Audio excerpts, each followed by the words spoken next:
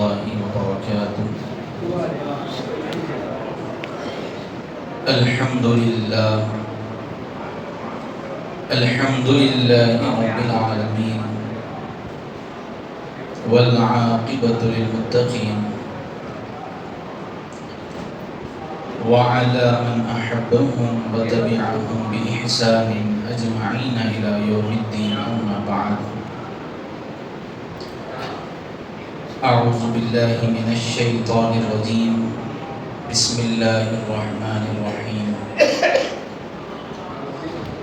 قل بفضل الله وبرحمته فبذلك فليفرحوا هو خير مما يجمعون. أو كما قال النبي صلى الله عليه وسلم: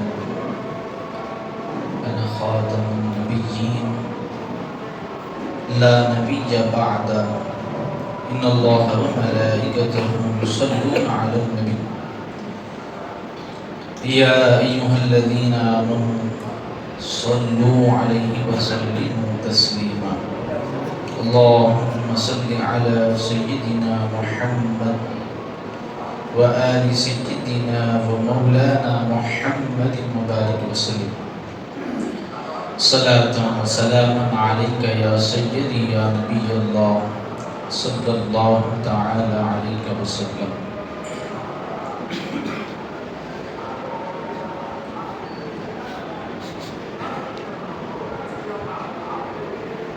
اللہ تبارک و تعالی کا بے انتہا فضل و احسان ہے کہ اس نے ہمیں اپنے حبیب صلی اللہ تعالی علیہ وآلہ وسلم کی امت میں پیدا فرمایا اور آپ کی غلامی میں زندگی گزارنے کی اللہ تعالی نے سعادت بخشی.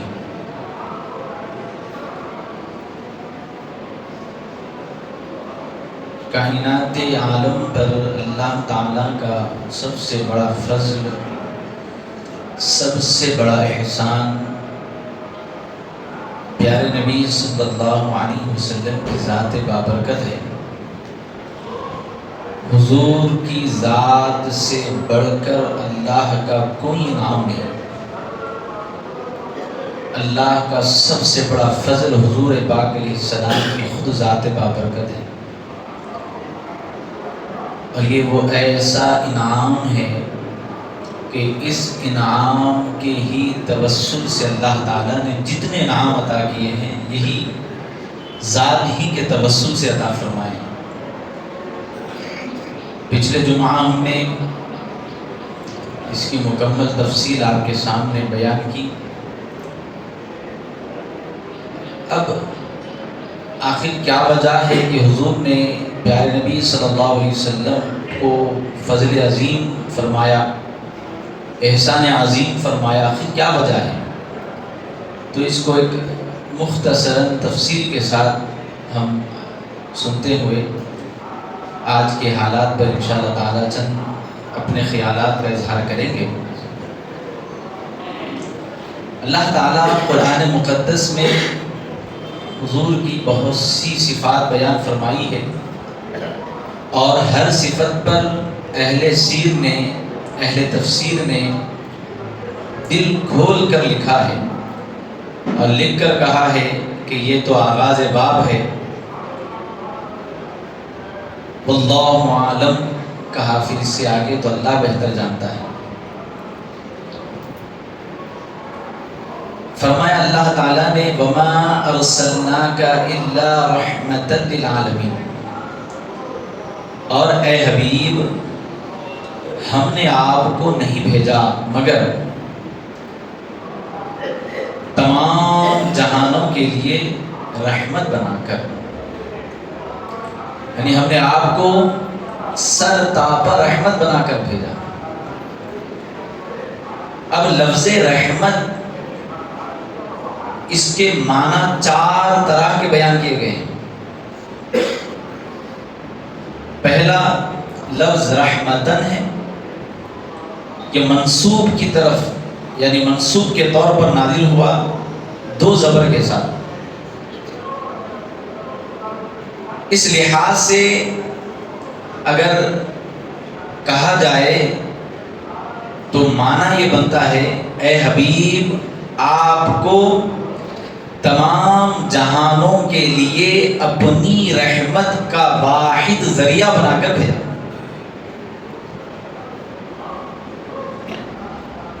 ہماری رحمت کا واحد ذریعہ جس پر جو انعام ہمارا ہے وہ آپ ہی کی وجہ سے. آپ نہ ہوتے تو پھر اس کا میری رحمت کا حصہ نہیں ملتا. آپ ہیں تو جس کو جو ملا آپ ہی کی وجہ سے ملا. اور اس کی احادیث میں بڑی تفصیل آئی ہے. فرماتے ہیں کہ جب رب نے عرش کو پیدا کیا تو اللہ تعالیٰ نے اس پر لکھا لا الہ الا اللہ.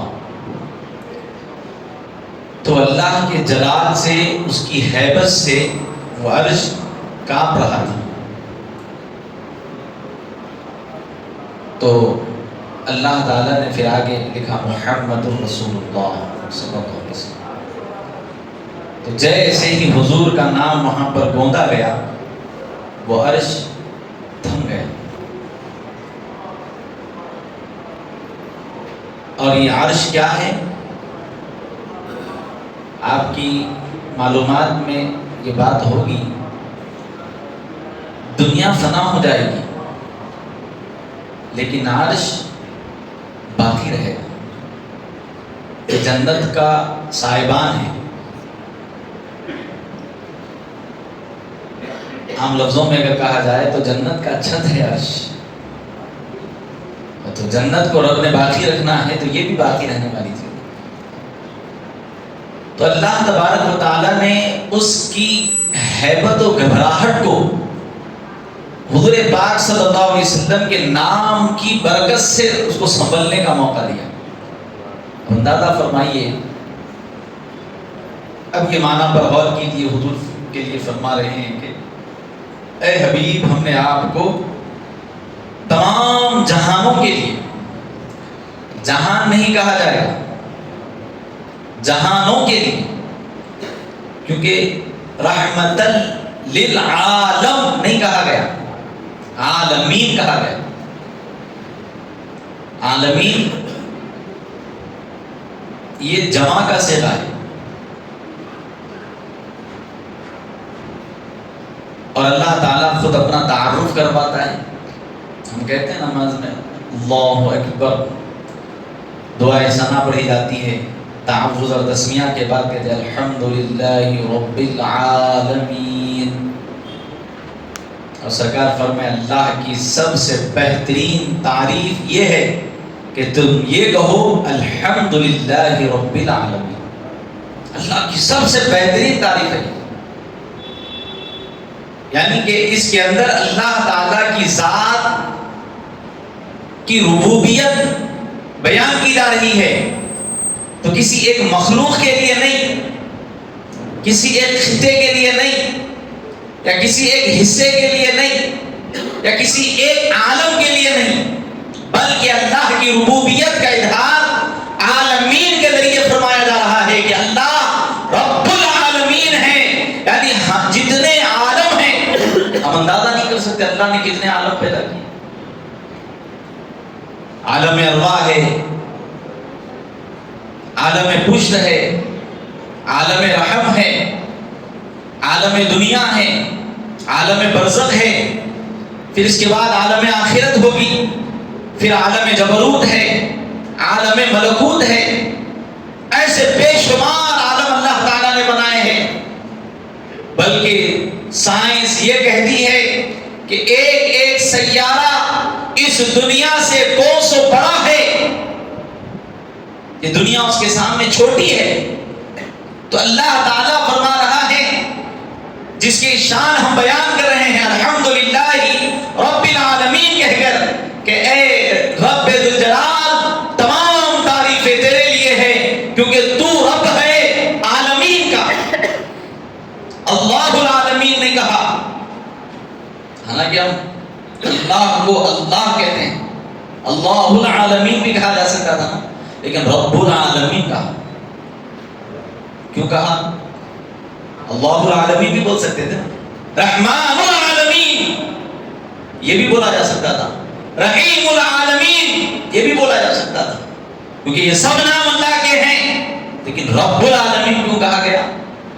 کیونکہ رب کا معنی بڑا خاص ہے. رب کے معنی ہے پالنے والا, سنبھالنے والا,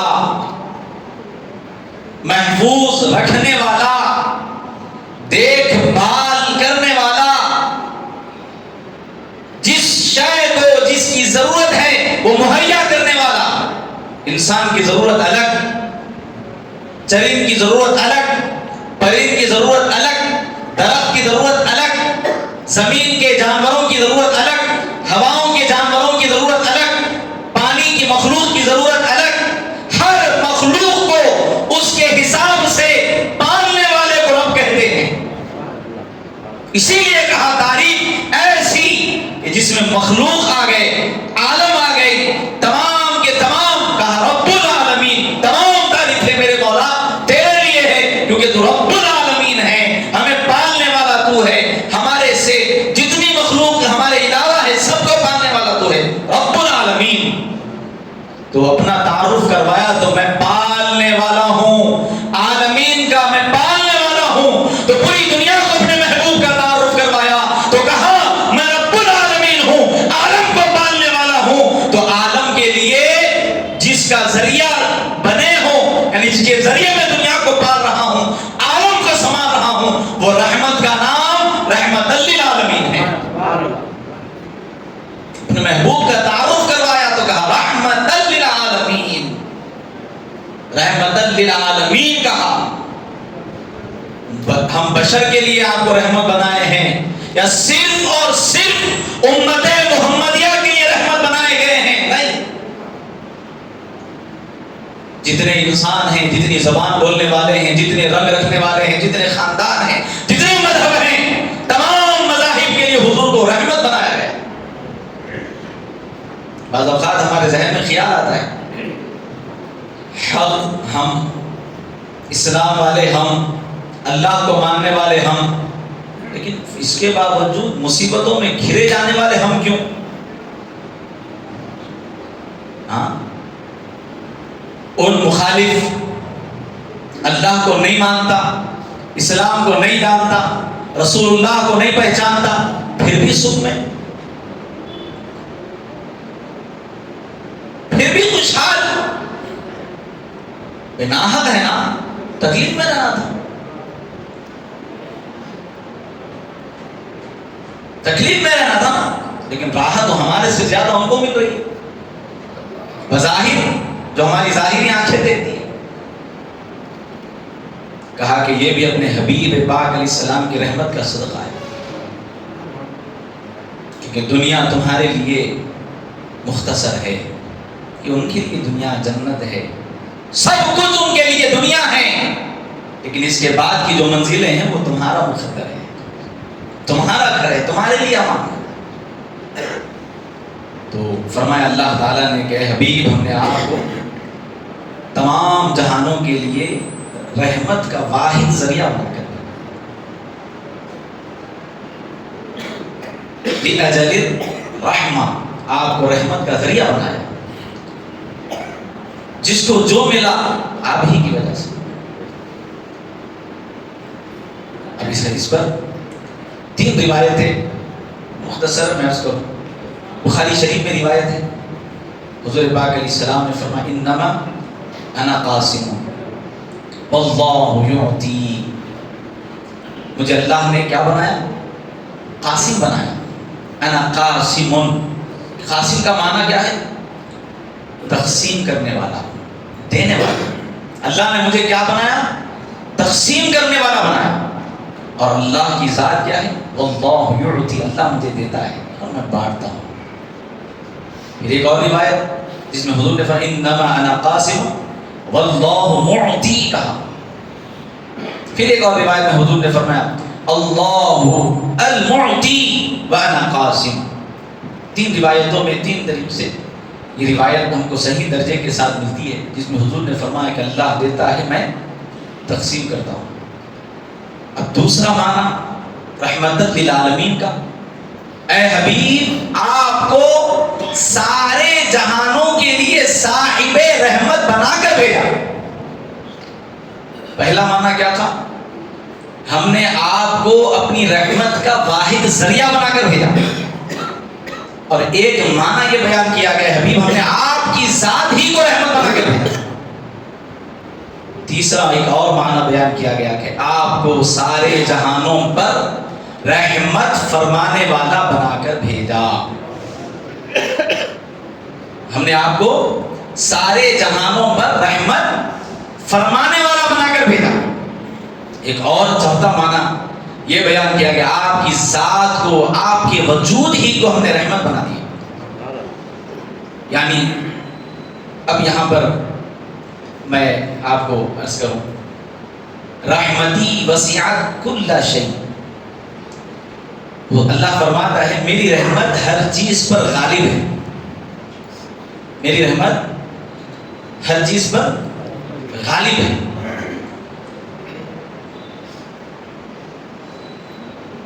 غالب شے جس پر ہے، یعنی رحمت اللہ کی ایسا ہرگز نہیں ہو سکتا کہ رحمت نہ ہو اور شے باقی ہو. رحمت نہ ہو اور شے باقی ہو، ایسا ہو سکتا ہے؟ یعنی اللہ نے دنیا تو بنا دی، لیکن اس دنیا کے وجود کے لیے جو ذرائع ہیں وہ نہ رہے تو دنیا قائم رہتی. اس لیے انسان کی تخلیق بعد میں ہوئی، ہوا کو پہلے پیدا کیا گیا. انسان کی تخلیق بعد میں ہوئی، پانی پہلے بنایا گیا. درخت پہلے پیدا کیے گئے، انسان بعد میں پیدا کیا گیا. یعنی انسان کی جو ضرورتیں تھیں انسان سے پہلے بنائی گئی، انسان بعد میں بنایا گیا. ایسا نہیں ہوا انسان کو پیدا کیا گیا پھر وہ مر گیا، پھر تحقیق کی گئی کیوں مرا، ارے ہوا کی وجہ سے مرا، ہوا بنی. پھر ایک انسان کو پیدا کیا گیا پھر وہ مر گیا، پھر اللہ نے تحقیق کی کیوں مرا، پانی کی وجہ سے مرا، پانی بنایا گیا. نہیں، یہ سائنس کی تحقیق ہے جو ایک کے بعد دوسرے دن مضبوط ہوتی ہے. اللہ کا علم پہلے سے مضبوط ہے. اللہ عالم جو کہا گیا یہی وجہ سے کہا گیا اللہ کا جو علم ہے وہ ریسرچ کا محتاج نہیں، بلکہ اللہ تعالیٰ نے جس کو جو ضرورت تھی اللہ نے اس سے پہلے اس کو پیدا کیا. اللہ حضرت قیاس ہر ایک کی مثال اب دی نہیں جا سکتی، آپ سمجھ جائیں گے. 2-3 مثالیں میں نے آپ کو دی. اب اللہ کی رحمت وسیع ہے.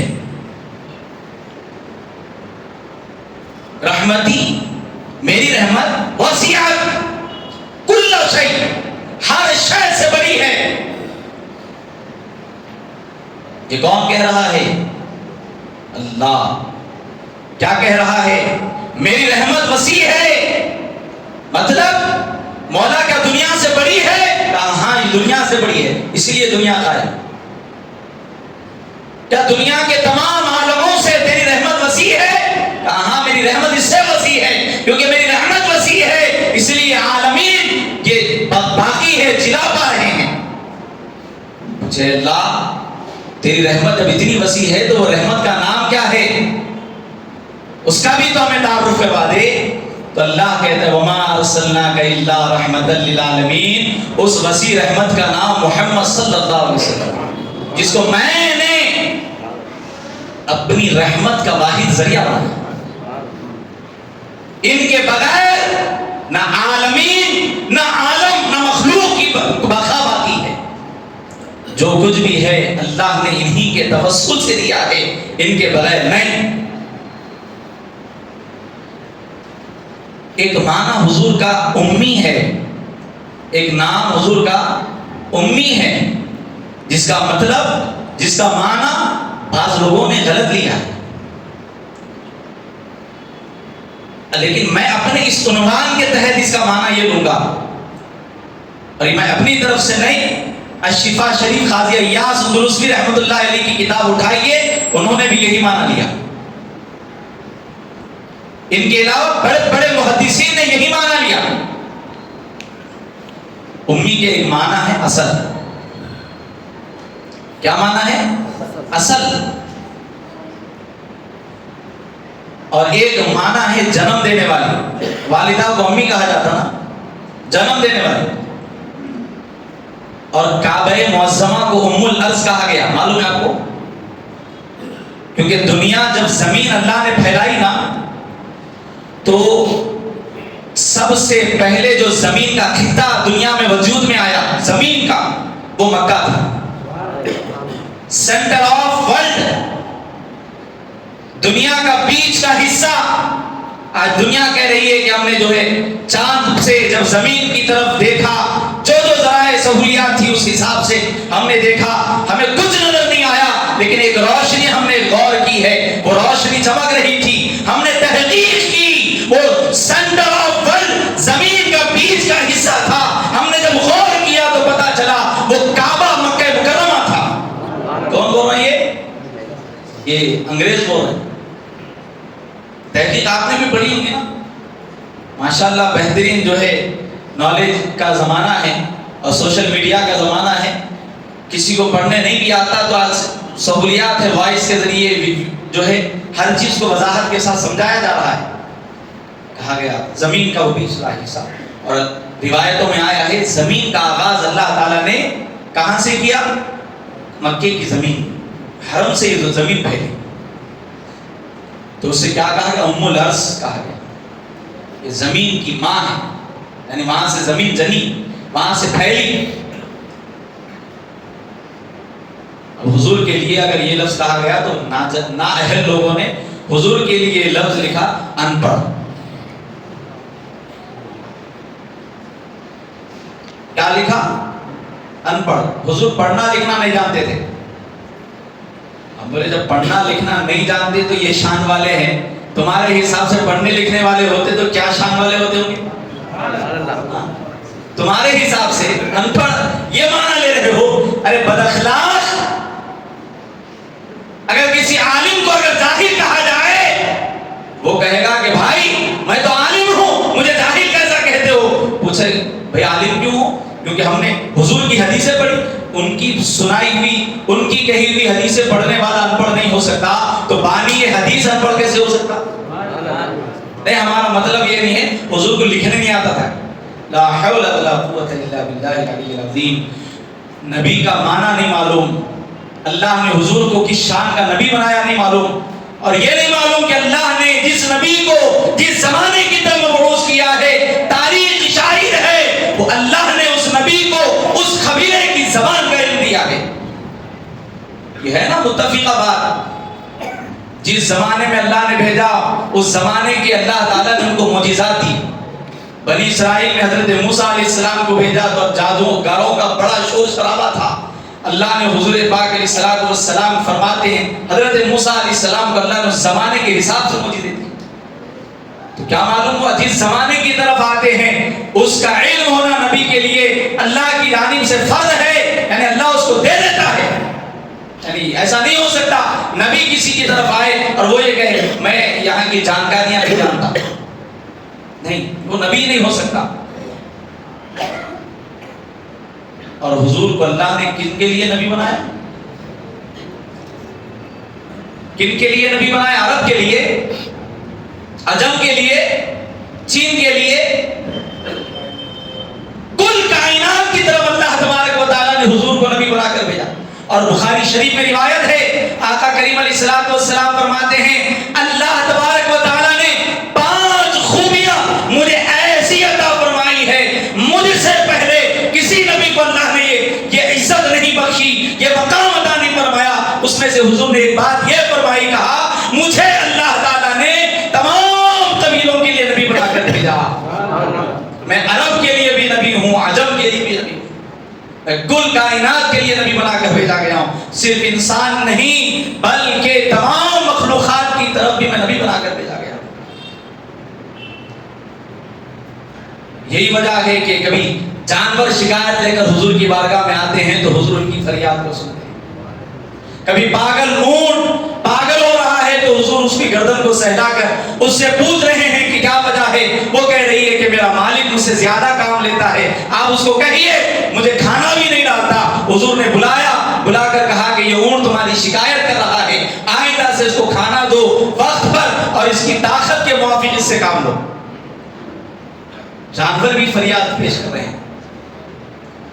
ابو جہل کنکریاں لے کر حضور کی بارگاہ میں آتا ہے اور کہتا ہے اے محمد اگر واقعی تم نبی ہو تو بتاؤ میرے ہاتھ میں کیا ہے۔ حضور نے کہا میں بتاؤں تیرے ہاتھ میں کیا ہے یا وہ بتائے جو تیرے ہاتھ میں ہے، میں کون ہوں؟ کنکریوں نے کہا اشہد ان لا الہ الا اللہ، اشہد ان لا الہ الا اللہ واشہد ان محمدًا عبدہ ورسولہ۔ ابو جہل کنکریاں پھینک دیا۔ ضعیف حدیث نہیں سنا رہا ہوں میں، یہ بخاری شریف کی حدیث سنا رہا ہوں، صحیح حدیث سنا رہا ہوں میں آپ کو۔ یہ پتھرے حضور کی گواہی دے۔ کبھی ہرنی اپنے بچوں کی شکایت لے کر آتی ہے کہ میرا ایک بچہ ان کے پاس ہے، فلاں جگہ ہے، مجھے انہوں نے قید کر لیا ہے، تھوڑی مہلت دے دو، میں جا کر دودھ پلا کر آتی ہوں۔ کیا یہ روایت صحیح نہیں ہے؟ عالمین کے لیے حضور کو اللہ نے رحمت کا واحد ذریعہ، اور اللہ فرما رہا ہے وسعت رحمتی کل شیء، میری رحمت عالمین سے وسیع ہے، اور وہ رحمت کا نام محمد صلی اللہ علیہ وسلم۔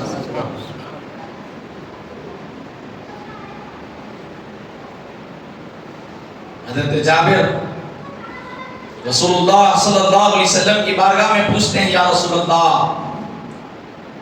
آپ کو اللہ نے کب نبی بنایا، آپ کو نبوت کب دی گئی؟ اور اس حدیث کے تمام رجال ثقہ ہے، حسن درجے کی یہ روایت ہے۔ حضرت جابر سے حضور نے فرمایا کہ جابر میں اس وقت بھی نبی تھا جب حضرت آدم کی مٹی گودی جا رہی تھی۔ ایک صحابی حدیث کے متعلق بحث کرتے ہوئے بولے ہم اس حدیث کا انکار نہیں کر رہے ہیں لیکن معنی غلط لیا جا رہا ہے۔ تو ہم پوچھے بھائی بولیے کیا معنی ہے؟ تو وہ بڑے ہی چالاکی سے چتر انداز میں وہ کہہ رہے ہیں اس کا معنی ہے حضور اللہ کے علم میں نبی تھے۔ کیا تھے؟ علم میں تھے۔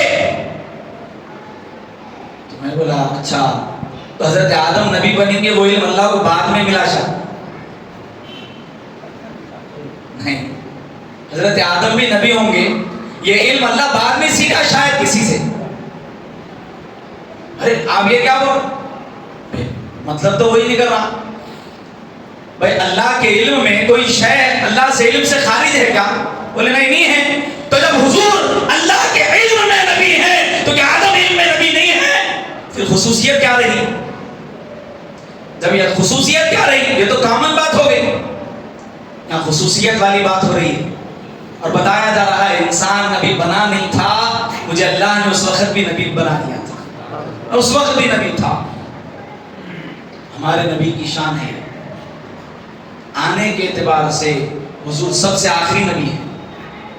سمجھنا یہ بات، حضور تشریف آخر میں لائے، خاتم النبیین بنا کر بھیجا گیا، لیکن نبوت سے حضور کو اللہ تبارک و تعالیٰ نے سرفراز فرمایا، بلکہ بانی جامعہ امام محمد انوار اللہ فاروقی رحمۃ اللہ تعالیٰ علیہ نے لکھا ہے اور عبداللہ شاہ صاحب قبلہ نے لکھا ہے اس آیت شریفہ کی شرح کرتے ہوئے تفسیر کرتے ہوئے، وَإِذَا أَخَذَ اللَّهُ مِيثَاقَ النَّبِيِّينَ لَمَا آتَيْتُكُم مِّن كِتَابٍ وَحِكْمَةٍ، تم نبوت کی بات کرتے ہو بلکہ اللہ نے جس کو نبی بنایا ہے حضور کے صدقے میں نبی بنایا۔ پڑھو آیت شریفہ، چلو میں آپ کو مختصراً اس کا معنی سنا دیتا ہوں۔ اور یاد کیجئے. نہیں بڑا عجب معاملہ ہے. نہیں میں آپ کو بول رہا ہوں کیا کوئی ایک صاحب پچھلے جمعہ میں یا نہیں تھے, میں ان کو بول رہا ہوں یاد کیجئے پچھلے جمعہ میں کیا ہوا تھا. تو انہوں نے بولتے رہے بھائی میں تھا نہیں تھا میرے کو کہیں کو گزرے نہیں. ابراہیم صاحب آپ تھے پچھلے جمعہ کیا ٹاپک تھی نہیں معلوم. عارف صاحب آپ تھے پچھلے جمعہ کیا ٹاپک تھی نہیں معلوم. اور اللہ کی شان دیکھو آپ, بنی اسرائیل کے زمانے کا بھی تذکرہ فرماتا ہے تو اللہ یوں کہتا ہے وَإِذْ أَخَذَ اللَّهُ اے حبیب یاد کیجئے اس وقت کو جب بنی اسرائیل سے ہم نے عہد کیا تھا. اے اللہ میں جب تھا نہیں نا نہیں کہتے ہیں سبحان اللہ. اللہ عالم ارواح کی بات کر رہا ہے اور مخاطب قرآن ہے. یہ پچھلے انبیاء کی کتاب نہیں, یہ نبی محمد رسول اللہ کی اوپر نازل کی گئی کتاب ہے. تو اللہ تعالیٰ اپنے حبیب سے مخاطب ہے اور کہہ رہا ہے اے حبیب یاد کیجئے اس وقت کو. کب؟ جب کوئی وقت بھی نہیں تھا, جب کوئی وقت بھی نہیں تھا, جب ہم نے عہد لیا تھا, ہم نے ایک میٹنگ ارینج کی تھی, ایک کانفرنس سجائی گئی تھی. کس کی کانفرنس تھی؟ نبی کی. یہ کانفرنس انبیاء کی کانفرنس تھی. یہ کانفرنس کن کی تھی؟ بولیے کہاں پہ تھی؟ عالم ارواح میں. اور اللہ نے کہا وَمَا آتَيْتُكُم مِّن كِتَابٍ وَحِكْمَةٍ ان قریب ہم آپ کو کتاب دیں گے. یہ کتاب سے مراد نبوت دیں گے, حکمت دیں گے. ثُمَّ جَاءَكُمْ رَسُولٌ اور تمہارے پاس ایک عظیم رسول آئیں گے. مصدق لما معکم تو تمہارا یہ کام ہوگا کہ تم ان کی تصدیق کرنا. کیا کرنا؟ بولیے تصدیق کرنا. مصدق لما معکم تم ان کی تصدیق کرنا. کیا شان ہے میرے آقا کی. انبیاء کا تذکرہ فرمایا تو کہا میثاق النبیین,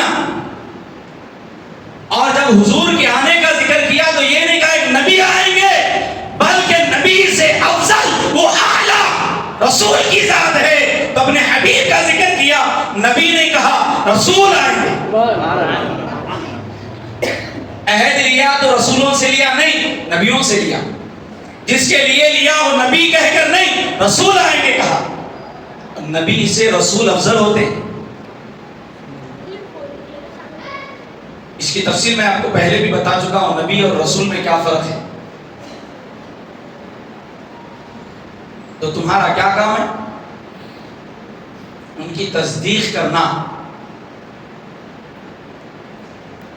معکم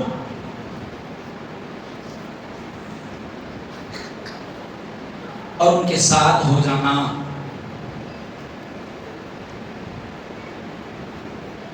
یعنی یہ نہیں بولنا میں کبھی بھی اپنے حبیب کو بھیجوں گا تو کوئی موسیٰ بن کے یہ نہیں بولنا میں کلیم اللہ ہوں.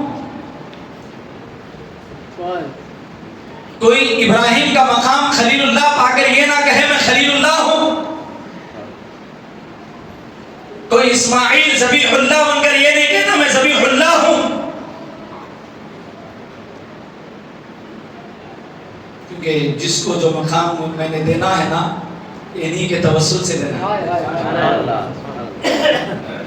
میں یہاں پہ اپنی بات کو ذرا تھوڑا وقف کر کے ایک روایت سنا رہا ہوں, آپ سنیے. پیارے نبی صلی اللہ علیہ وسلم کے پاس حضور بیٹھے ہوئے تھے. حضرت عمر جو ہے توریت کے نسخے پڑھ رہے تھے, اللہ کا کلام ہی تھے توریت. تو سیدنا ابو بکر صدیق رضی اللہ تعالیٰ عنہ حضور کو دیکھ رہے ہیں, سرکار کا چہرہ زرد ہو گیا غصے سے. سرکار کے چہرے پہ غصے کے آثار آئے، چہرے میں تغیر آ گیا. تو حضرت عمر کو حضرت ابو بکر صدیق نے کہا اے عمر کیا کر رہے ہیں آپ؟ حضرت عمر بولے میں کیا کروں، توریت پڑھ رہا ہوں. تو حضرت ابو بکر صدیق نے ان کی طرف یعنی اس لہجے میں گفتگو کی کہ حضرت عمر یہ کہے کہ میں کیا غلط کر رہا ہوں، توریت پڑھ رہا ہوں. ابو بکر صدیق نے کہا کہ آپ حضور کو نہیں دیکھ رہے کہ سرکار کا چہرہ بدل گیا؟ تو آپ نے دیکھا تو اس کا پڑھنا روک دیا. سرکار دو عالم علیہ السلام نے کہا عمر اگر موسیٰ میرے زمانے میں ہوتے نا تو ان کو بھی یہ حکم تھا کہ وہ توریت چھوڑ کر میری قرآن کی تم توریت پڑھ رہے. اللہ اللہ.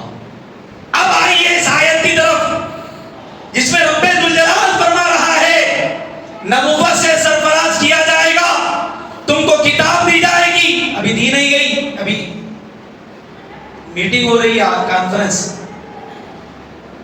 آدم علیہ السلام کا بھی جسم نہیں بنا، یہ اس وقت کی بات ہے.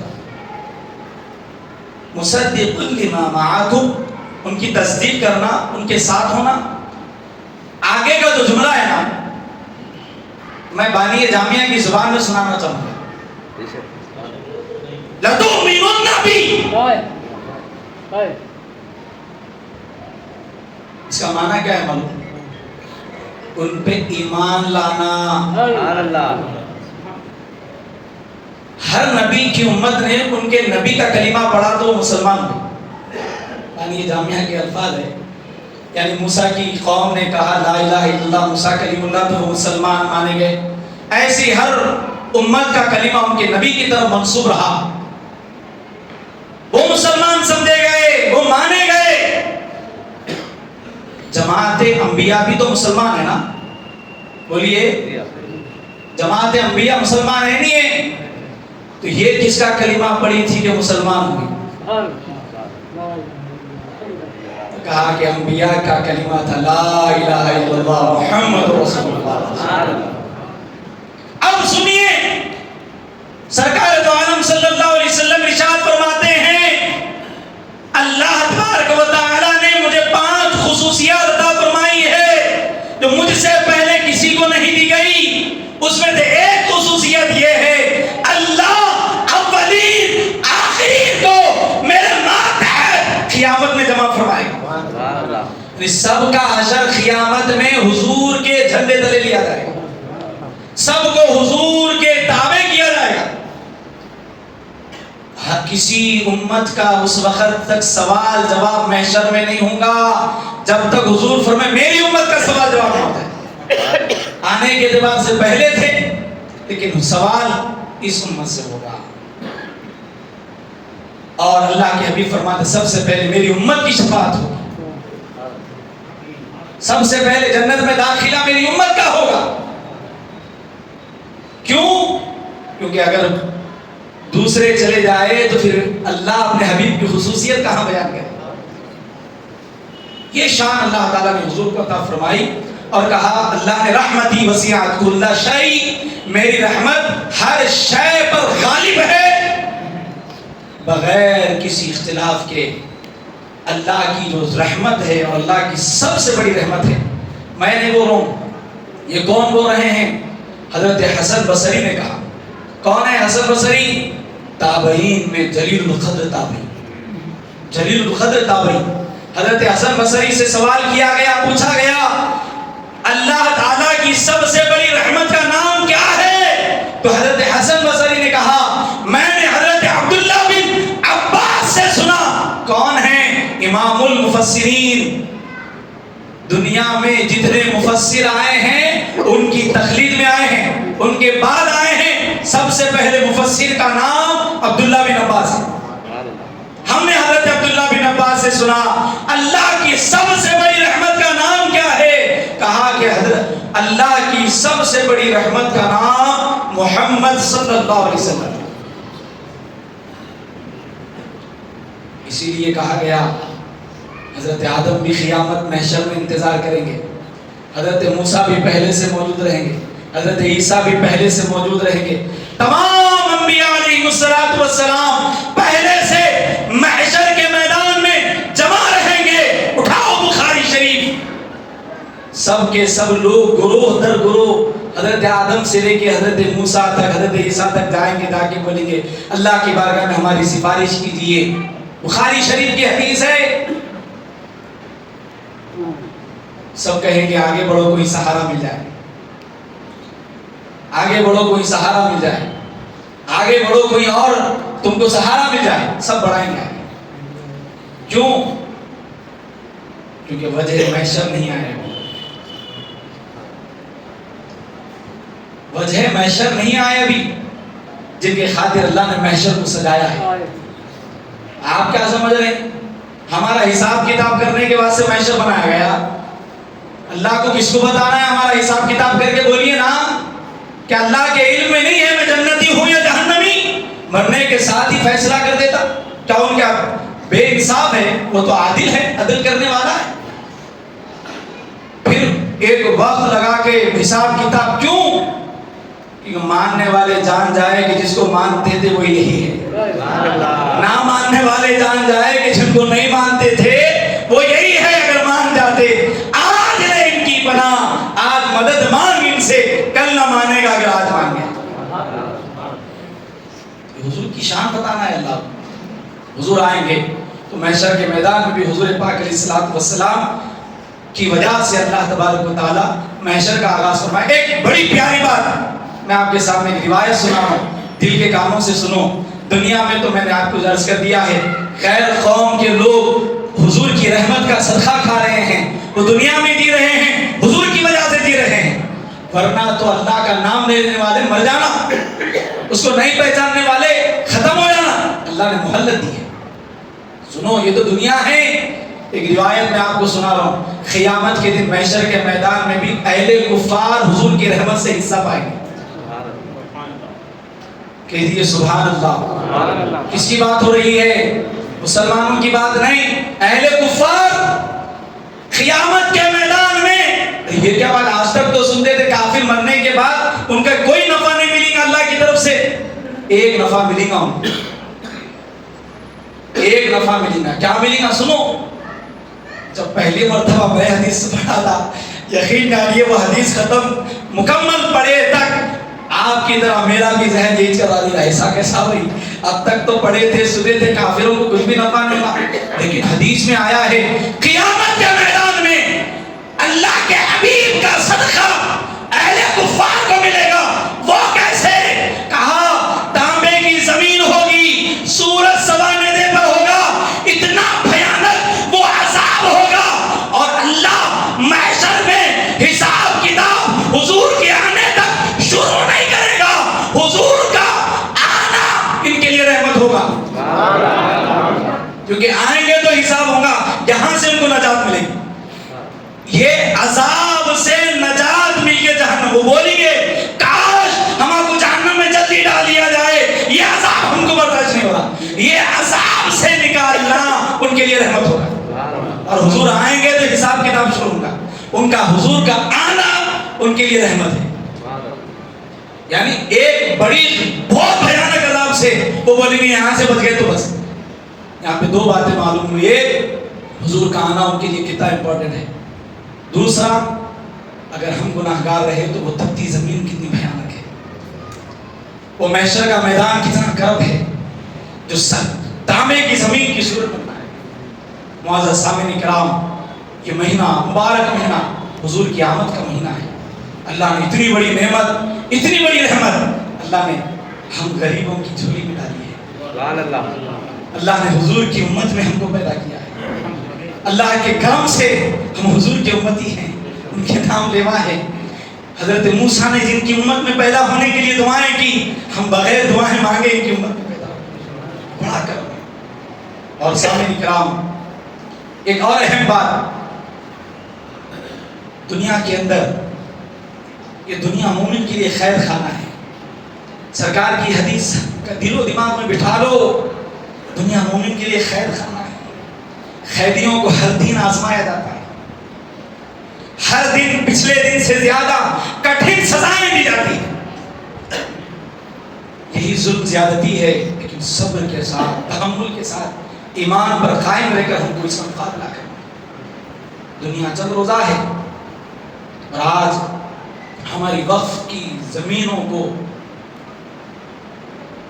حکومت ہند کی جانب سے ہڑپنے کی کوشش کی جا رہی ہے. یہ کوشش ہو رہی ہے وقف کی زمین، جس کا سروے یہ ہے 5 لاکھ ایکڑ زمین مسلمانوں کی وقف کی، مسلمانوں کے لیے وقف کی گئی زمین 5 لاکھ ایکڑ زمین، جہاں سے مسلمانوں کی منفعت اٹھائی جاتی ہے. اس کے اصول ضوابط کیا ہیں؟ اتنا وقت نہیں ہم آپ کے سامنے عرض کریں، لیکن ایک جملے میں بات سمجھ لو. وقف کی جو جائیداد ہوتی ہے، یہ اس کا مالک کوئی انسان نہیں ہوتا، اس کا مالک اللہ ہے. کون ہے؟ اس کا مالک اللہ ہے. یہ اللہ کے لیے وقف کی گئی زمین ہے، اور اس پر اس کی اصل کو باقی رکھ کے اس سے نفع مسلمانوں کو دیا جاتا ہے. یعنی اس کی یہ زمین ہے، زمین کو بیچا نہیں جا سکتا. مدرسے کے لیے زمین دی گئی تو مسجد نہیں بنائی جا سکتی، مسجد کے لیے زمین دی گئی تو مدرسہ نہیں بنایا جا سکتا، بلکہ دینے والا دے دینے کے بعد آ کر یہ کہے میں دیا تھا، میں لینا چاہتا ہوں، نہیں لے سکتا.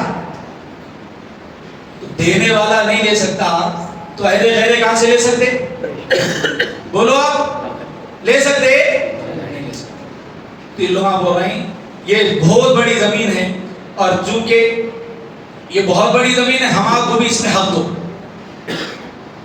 حق تو بہت دور کی بات ہے، آپ کو اس سے حصہ بھی نہیں دیا جا سکتا. تو ہم آپ کو زیادہ کچھ کرنا نہیں ہے. فی الوقت جو ہمارے لیے چیلنج ہے وہ یہ ہے کہ ہم آپ کو جو ہے ایک درخواست بھیجنا ہے. فی الوقت آگے ضرورت پڑے گی ہماری، ہم اپنا حصہ لیں گے، کیونکہ ہماری مسجدیں، ہماری بارگاہیں، درگاہیں، ہمارے مدارس انہی اوقاف کی زمینوں پر قائم، یعنی دین کی بقا اسی سے قائم ہے. ہم اس میں ترمیم برداشت نہیں کر سکتے. ہم ہرگز حکومت کو یہ کرنے نہیں دیں گے انشاءاللہ. جتنے لوگ میل کر چکے ہیں ان کو 100 بار مبارک. جو نہیں کرے وہاں پہ آپ QR کوڈ رکھا ہوا ہے، بار کوڈ آپ اسکین کریے، لنک پہ کلک کر کے اپنے میل ID کے ذریعے درخواست بھیجائیے. جو نہیں بھیجائے ہیں ذمہ داری سمجھ کر بھیجائیے. اس پر اور ہم تبصرہ پھر انشاءاللہ پھر کبھی کریں گے. میں اس پر تفصیل سے آپ کے درمیان گفتگو کر چکا ہوں، لیکن گزارش یہ مجھے کرنی تھی. اللہ مجھے اور آپ کو حضور پاک صلی اللہ علیہ وسلم کی میلاد کا صدقہ نصیب فرمائے. حضور کے میلاد کے مہینے کی برکت سے اللہ ان ظالموں کے ناپاک ارادوں کو اللہ تعالیٰ دور فرما دے، اور یہ ظالموں کو اللہ تعالیٰ اقتدار سے ہٹا دے، اور اللہ اہل انصاف کو ہمارا مقتدا بنائے. آمین والحمدللہ رب العالمین. ایک اعلان سماعت فرمائیں.